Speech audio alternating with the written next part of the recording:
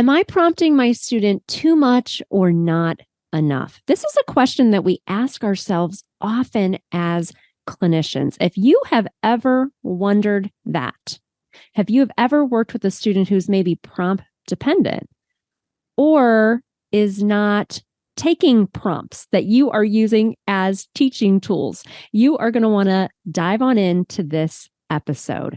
I interviewed Landon Cowan, and we are talking all about a decision-making tool for evaluating and selecting prompting strategies. So we're going to discuss prompting, and we're also going to talk about this really cool article that he has published with that same name. The show notes has the link. And why I really love it is that there is a visual that you can use with your students.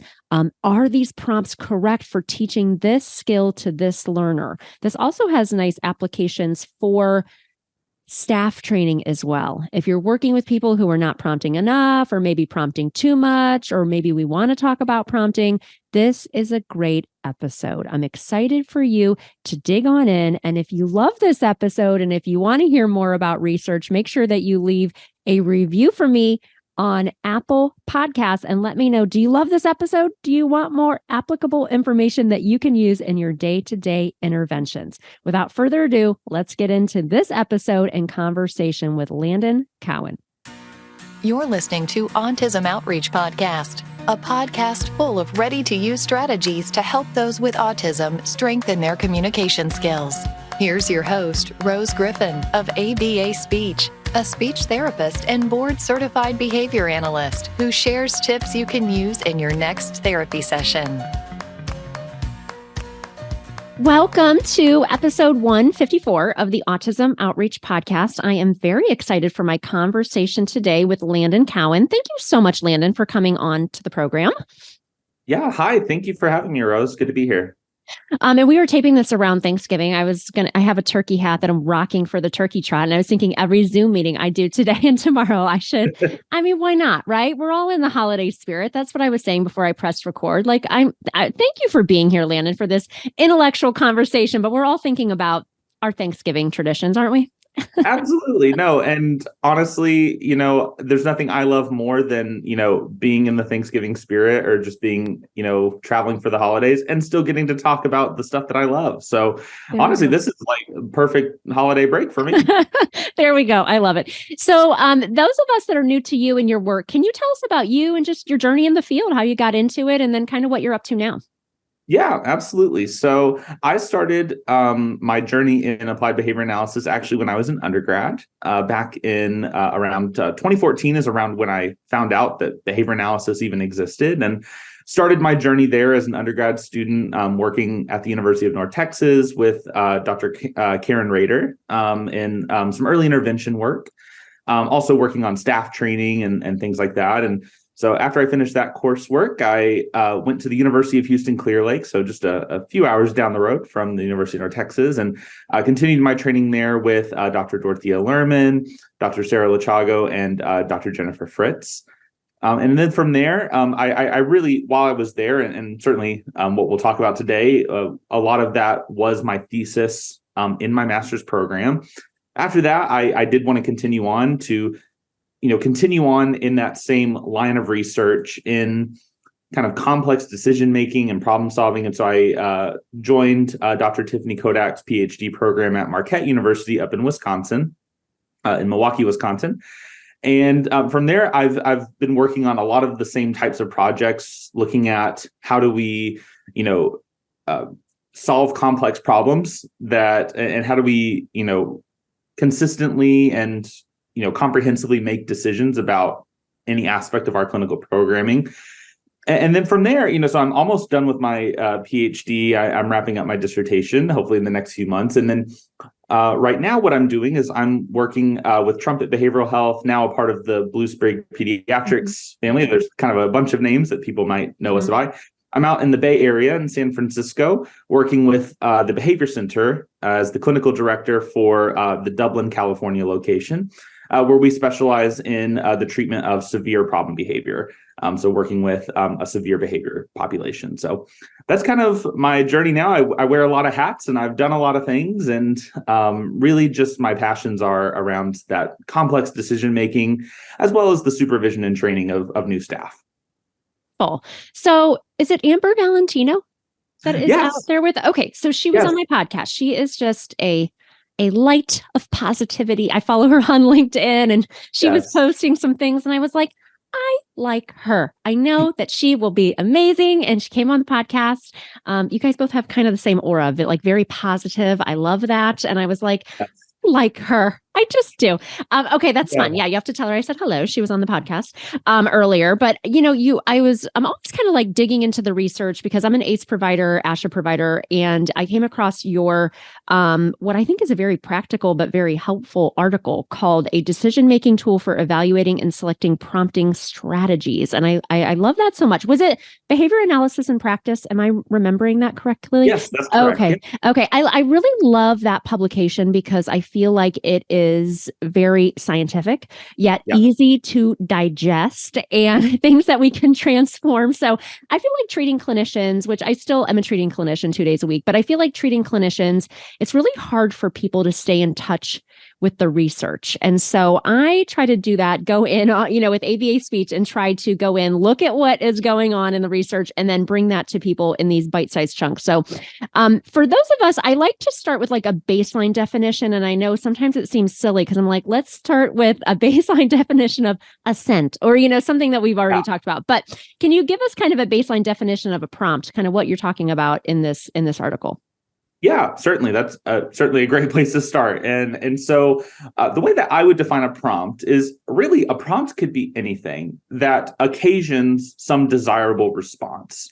So oftentimes when we're thinking about this, maybe in our day-to-day work with, and we're, working to teach new skills of any type of sort to perhaps a learner with autism, these prompts that we often use may be things like pointing, gesturing, offering vocal models, maybe even physical supports to help complete a response.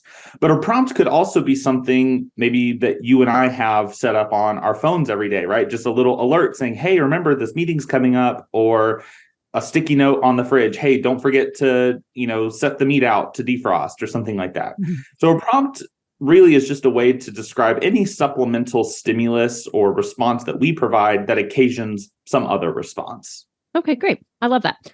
So did you see a need in the field to create this decision-making tool? It's a really cool article. I love it. And I can't, I forget who has access to what, but I will put a link in the show notes for the article. And I can't remember if it's like free access or maybe it's just if you're a BCBA.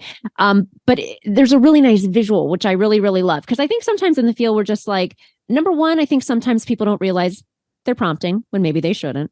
And I think sometimes we're not thinking about what types of prompts we should be using. And so you have this really cool decision-making tool that's a visual that I think you could just like print out and put in your clinic or your classroom or whatever, just so this stuff is top of mind. Sometimes these things seem like we're like taking a step back to talk about something that's simplistic. But when you look at programming or you look at kids who are prompt dependent or you look at staff who are using prompts that are not exactly the best, I think this visual is really, really key. So did you see a need in the field to create this decision-making tool? Or, I mean, it's a lot of work to get these things published and all your, your dissertation and all that stuff. What did you see going on in the field that you were like, I think this is important and this is worth my time? Yeah, absolutely. That's a really wonderful question. I think where it first originated, there's kind of two things that came together to influence, what we thought was the need for this tool. The first was when I first started at the University of Houston Clear Lake. One of the wonderful parts about that program is you're in a practicum experience every year, and you can rotate those throughout the years. That way you're getting a variety of experiences. And so the first one that I was part of was providing in-school supports at a school that specialized in working with students that maybe had severe challenging behaviors that kept them maybe out of placement in their homeschool districts. This was a school that worked with those public school districts to help support those students more. Mm-hmm. And so a lot of what my work was certainly is helping design and make recommendations around interventions for problem behavior, but also we were there to help support, strategies for helping in the classroom with teachers, right? Mm-hmm. How maybe they could use prompts in a systematic way to make sure that maybe there was less challenging behavior happening during work because work was becoming easier for the student, things like that. And so for one student, I worked with that teacher to teach them one of the prompting strategies that's actually in this article. And we can talk about that more in depth later to kind of talk about the differences between them all. But it's called most to least prompting, which can be a really helpful strategy for learners who are maybe learning something for the first time. And this teacher did a wonderful job implementing the procedure with the student. The student was, making meaningful progress after that. The student was responding well to that type of intervention. And one day I was just observing that same classroom, looking at a different student. Out of the corner of my eye, I saw her start using that procedure with another student. And this student had a very different learner profile and was actually very prompt dependent. Mm-hmm. And one thing about most to least prompting is it's actually a terrible idea to use that with someone who's prompt dependent because you're basically just giving them a prompt right away. Right. And so in my head, I was like, no, please stop.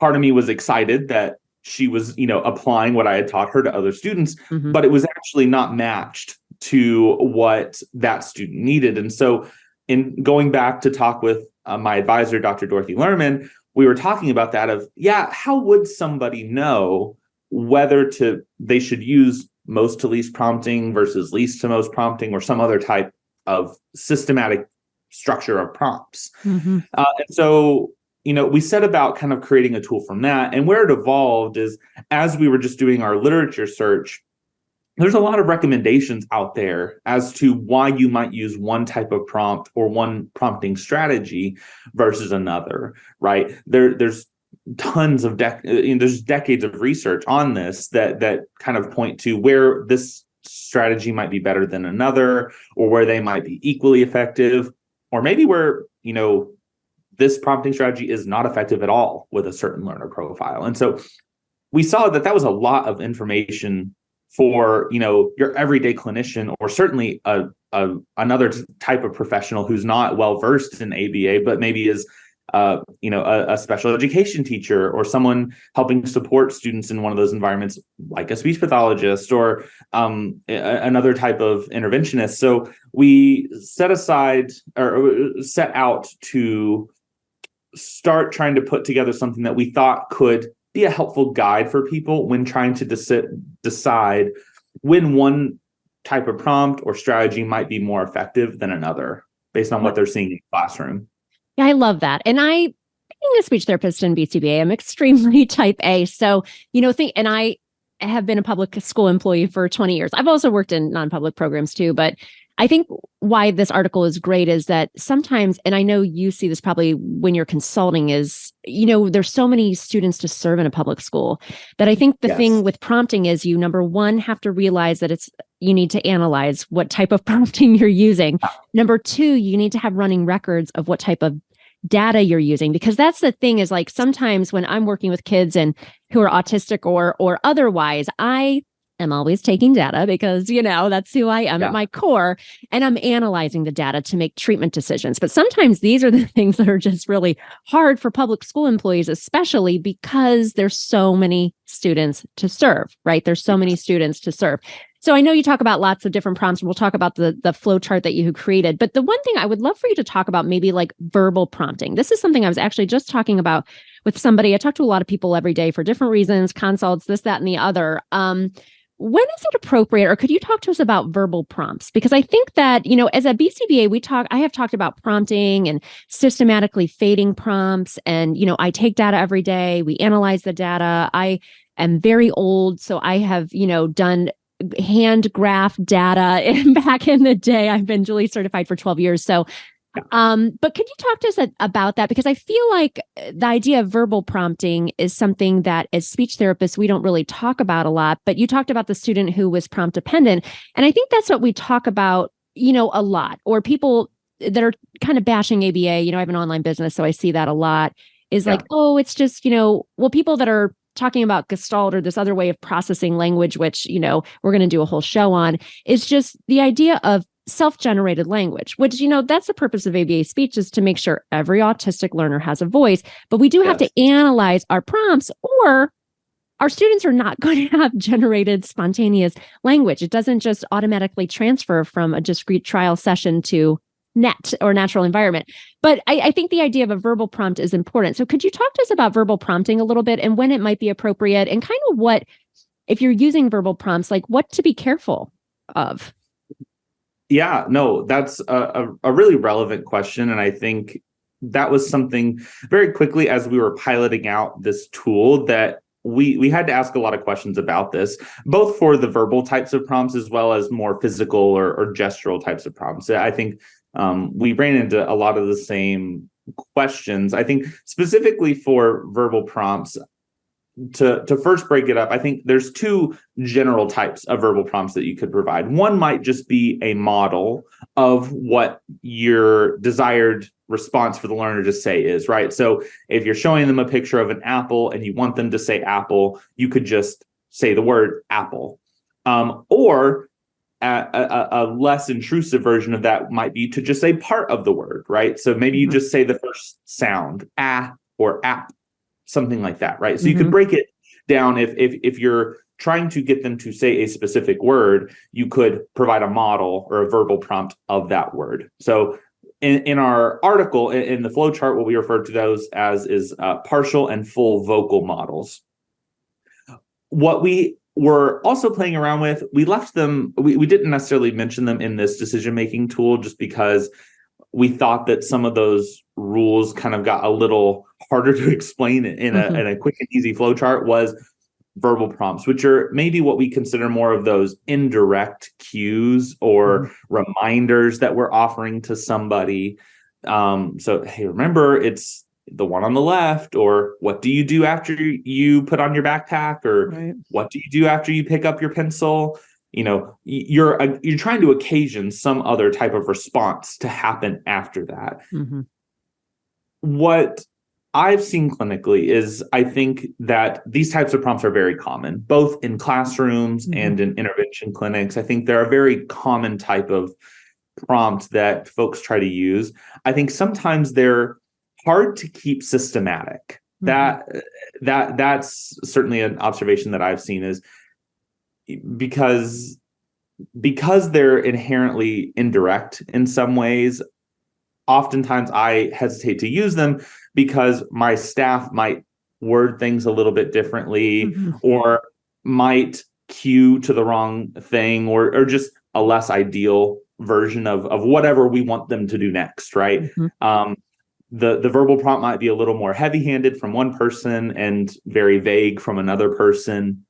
And so I think that those prompts are certainly very common and natural, even in just a typical day. If you were just walking down the street, verbal prompts are very common to hear from parents to a child, or if you were to walk into any classroom, you're going to hear them, right? Okay, now what do we do next? I think there's a lot of use in them, and I think there, from my perspective, seems to be a lot of social validity around using them. I think the caution would be is that if you're going to use it, especially at first with a learner who is first learning a new skill, I would suggest caution in making sure that whatever prompt you can use, make sure that it can be relatively consistent in what and how you're saying it. And also making sure that the learner has the communication or the listener repertoire that's needed to hear that indirect clue and compare that with the relevant response, right? Because certainly you could go up to a learner and say, okay, now what do we do after we put on our shoes, or what do we put on after our socks?